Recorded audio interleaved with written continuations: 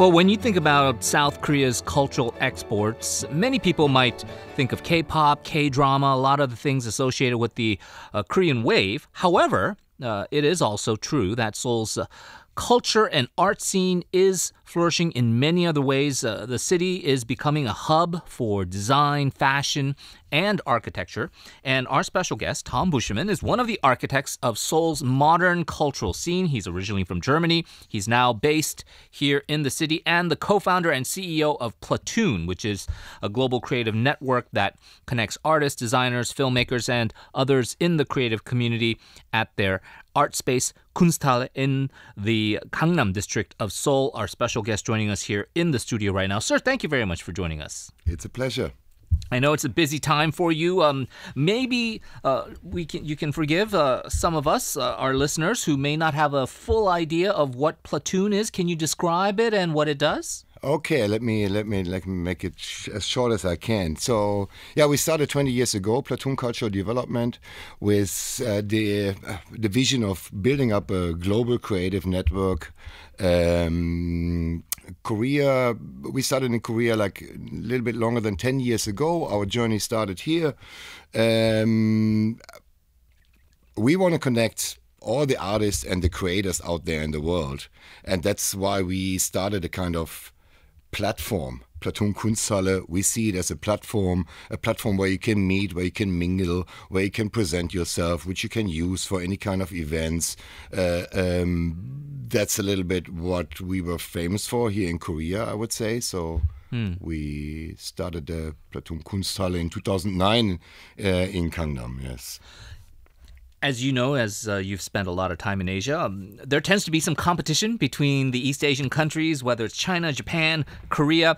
And I understand in a previous interview you gave with a Korean media outlet that when you were looking for the Asian location for Platoon, it was between Tokyo, Beijing, and Seoul. I think people here are proud that Seoul won. What, in your decision, why Seoul and not Tokyo or Beijing? Yeah, I mean, quite easy.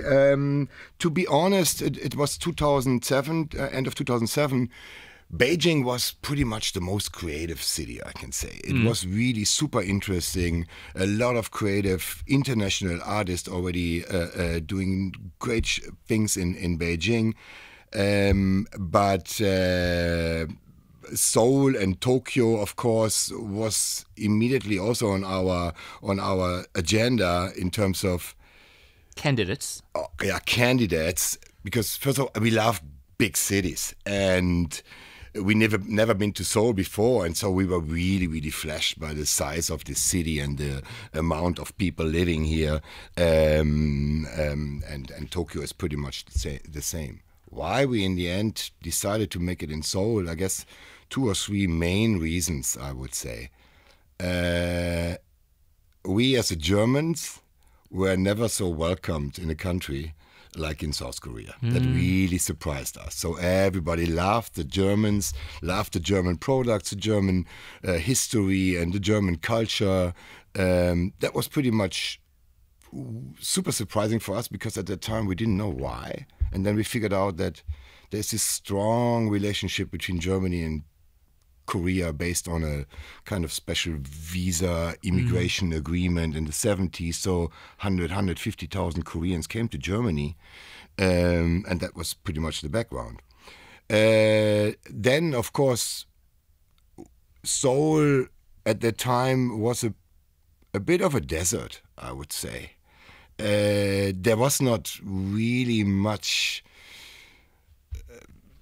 offer for the creative community. So there were not like art spaces or residencies downtown in Seoul. You could find some places out of Seoul in the suburbs, but really far out.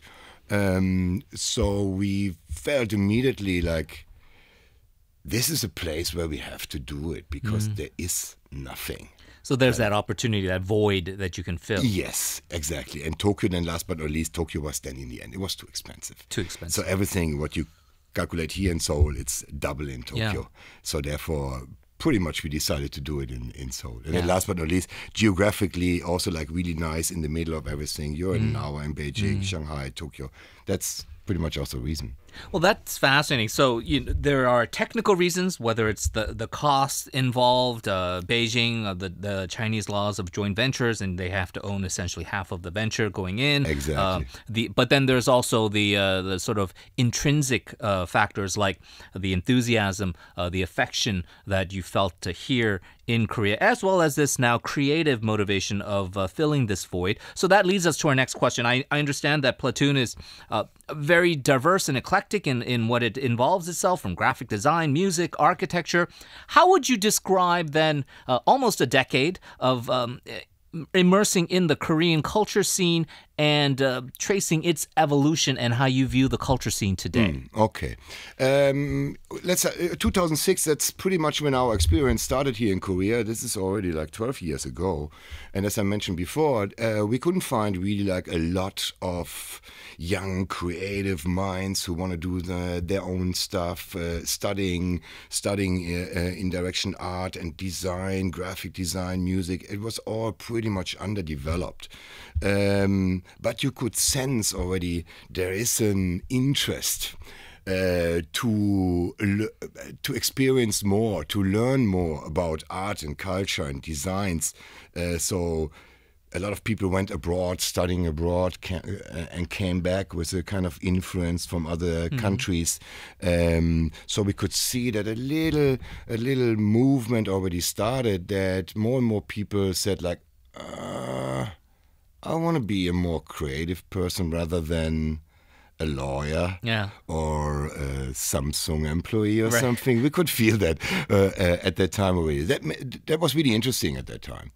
And then, I mean, Korea is fast in a lot of different aspects as well. And I think, and I strongly see that Korean culture communities, they developed themselves so fast in the last 10 years. So it was really like every year a new project came up, every year a new style came up, every year a new space came up, a new magazine, a new band. So they were really fast in coming up with creatives.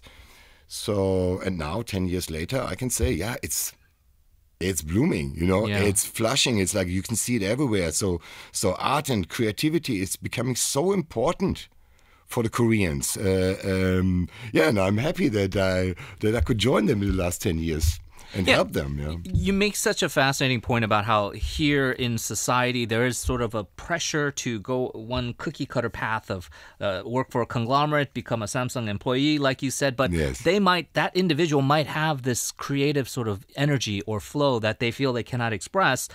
We can credit then Platoon being sort of the vessel to explore that space. You've mentioned that it's now moving very fast in those directions. Obviously, these artists, they still have to eat and pay rent and make a living as well. How does Platoon ensure that we have these kind of vehicles in place for the artists to be able to express themselves? Ensure. I mean, I can't ensure everything for these artists, but what we always really try to do is like, let's start with giving them space for free, giving them a stage for free, helping them in producing their own shows or their own art pieces. We had a residency program at Kunsthalle, so we always had 4 artists in there using it for a half year. So that's one thing. On the other hand, we also trying, of course, connect these artists to as much opportunities we could find. So either it's like we brought a lot of Korean artists to Berlin, for example,